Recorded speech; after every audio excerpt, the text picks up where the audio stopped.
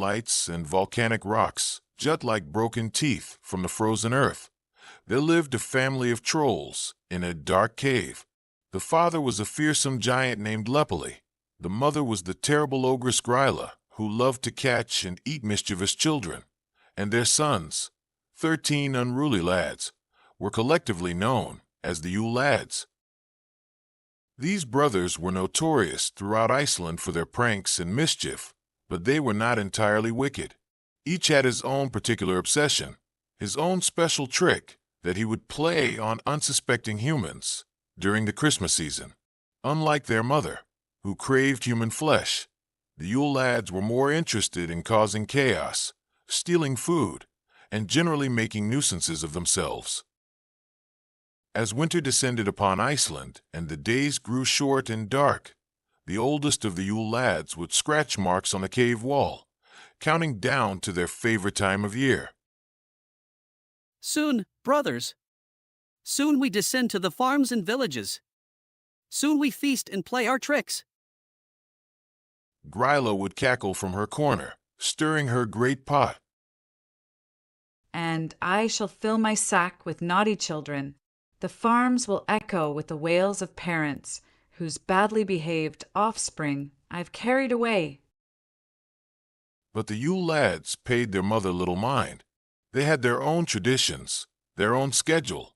Beginning 13 days before Christmas, one brother would descend from the mountains each night. He would stay for 13 days, causing his particular brand of trouble, before returning home just as another brother arrived to take his place. The first to arrive on December 12th was Stegjarstor, Sheepcoat Clod. He was tall and stiff-legged, walking awkwardly on his wooden peg legs. His obsession was sneaking into sheep pens and trying to suckle milk directly from the ewes, though his stiff legs made this difficult and often resulted in him falling face first into the sheep dung. The farmers would wake to find their sheep pens in disarray, the animals agitated, and strange peg-leg prints in the snow. The children would giggle and whisper, "Stegjarstor was here," and they would place their best shoe in the window, hoping for a gift rather than a potato, which is what naughty children received. On December 13th, the second brother descended, Giljagar, Gully Gawk. He would hide in gullies and ravines near farms, waiting for the cowmaids to leave the barn so he could sneak in and steal the frothy cream from the top of the milk pails. He was clumsy and often spilled more than he drank, leaving white puddles as evidence of his visit.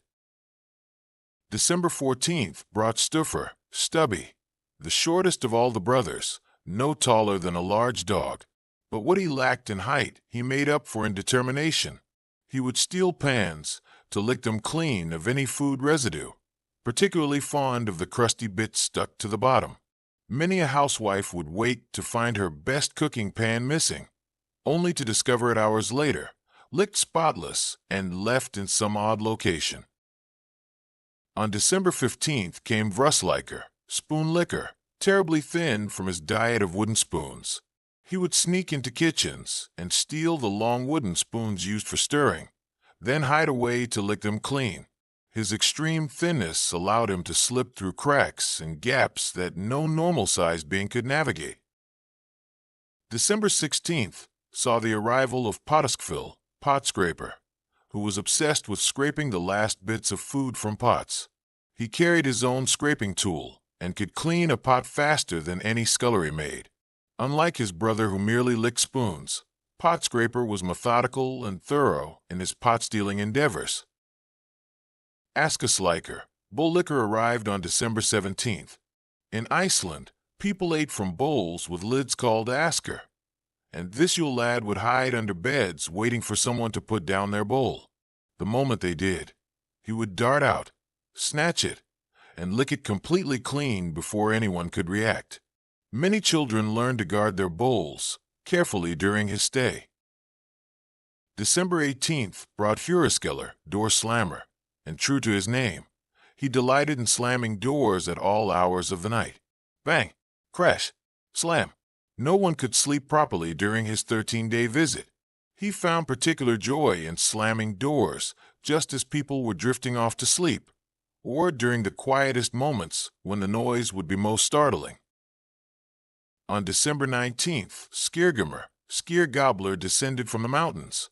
Skyr, the beloved Icelandic cultured dairy product, was his absolute obsession.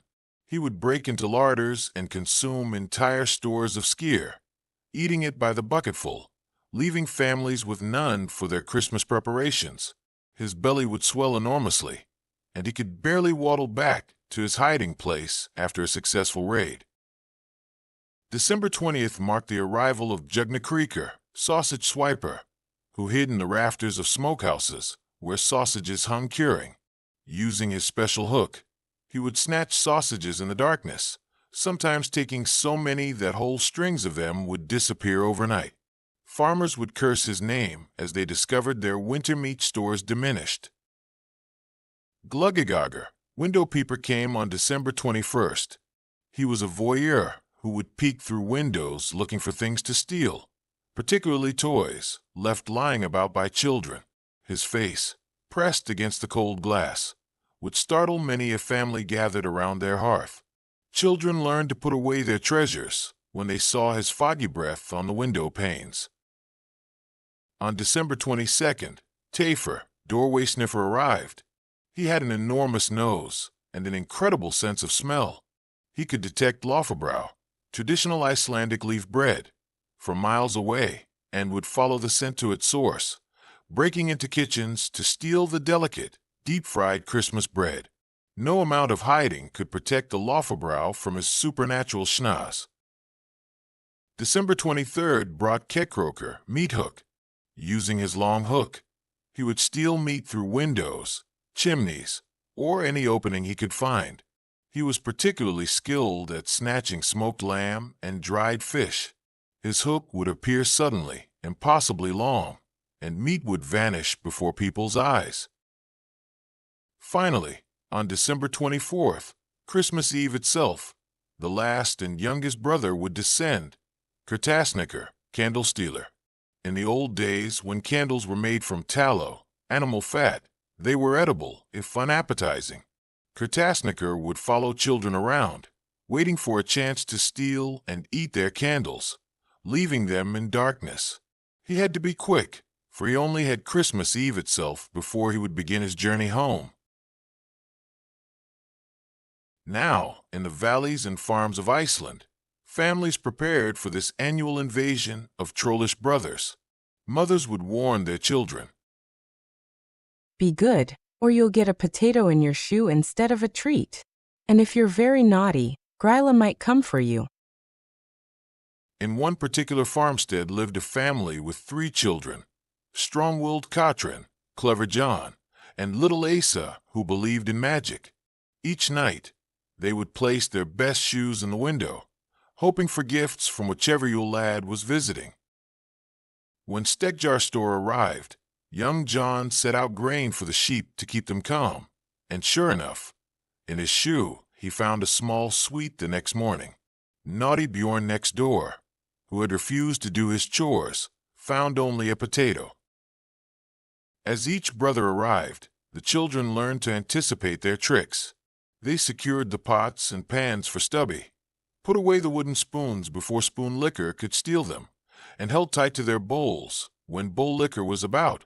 They learned to wedge the doors against Door Slammer's antics and hung their sausages higher in the smokehouse to thwart Sausage Swiper. Little Asa, who had the gift of seeing what others could not, claimed she actually saw the Yule Lads. They're not so scary. They're just silly. Like big, hairy, troublesome children who never grew up properly. One cold night, when Skyr Gobbler had eaten the family's entire supply of skyr, father was angry and mother was in despair. How would they have proper Christmas treats now? But Katrin had an idea. What if we left out food for them? Not hidden in the larder where they have to steal it, but set out purposefully, with a note? Feed the thieves who've been robbing us. They're going to take the food anyway. But if we give it freely, perhaps they'll be less destructive. And perhaps we'll get better gifts in our shoes. The family decided to try this experiment.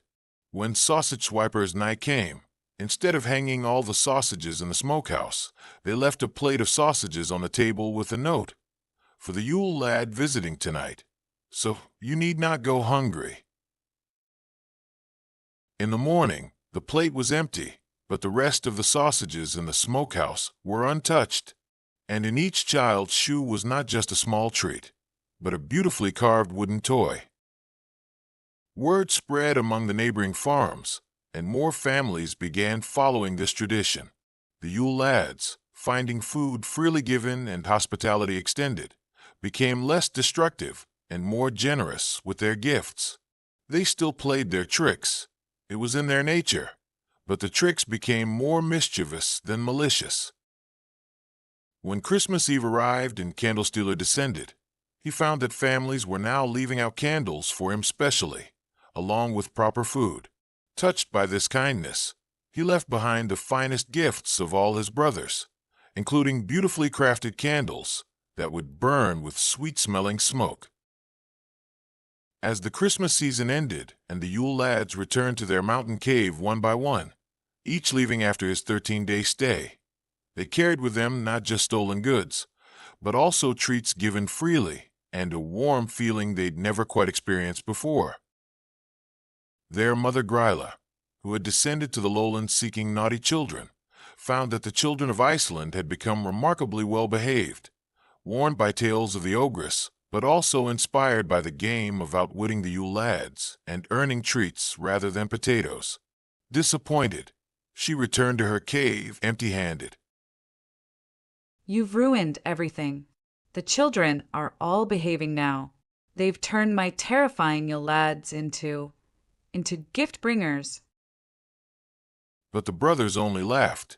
They had discovered something better than simple theft and chaos. They had found a place in the hearts of Icelandic families, a tradition that would endure for generations. And so it continues to this day. From December 12th through Christmas Eve, Icelandic children place their best shoe in the window each night. Good children receive sweets, toys, or small gifts. Naughty children get a potato. And somewhere in the mountains, 13 trollish brothers prepare for their annual journey, each ready to play his particular trick, steal his favorite treat, and leave behind a little Christmas magic in the frozen darkness of the Icelandic winter. Today, the Yule Lads Jólasveinar are beloved figures in Icelandic Christmas celebrations. From December 12th to 24th, children still place shoes in their windows, receiving small gifts or, if they've misbehaved, a potato. The tradition has evolved from frightening folklore to family-friendly fun, though the mischievous character of each lad remains. Modern Iceland celebrates the Yule Lads with books, songs, decorations, and public appearances, keeping alive one of the world's most unique and humorous Christmas traditions.